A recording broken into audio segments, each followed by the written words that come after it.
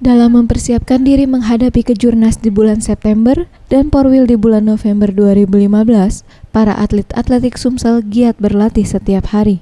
Salah satunya adalah Sri Mayasari, gadis kelahiran Sekayu 24 April 1994 yang menekuni atletik di nomor lari pada tahun 2015 meraih medali perunggu dalam kejuaraan atletik di Tiongkok giat berlatih. Sri Mayasari biasanya turun di nomor lari 400 meter. Ia tertarik menggeluti olahraga semenjak kelas 2 SMP. Awalnya karena diajak ikut lomba perseni hingga akhirnya jatuh cinta dan terus menggeluti olahraga ini.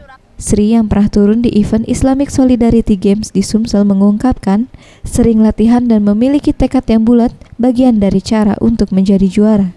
Rajin latihan yang lebih keras ya. Terus ngotot ya.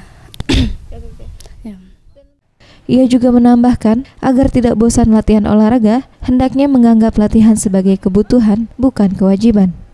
Nira Laras Ayu, Septiawan Rizky, Sriwijaya TV.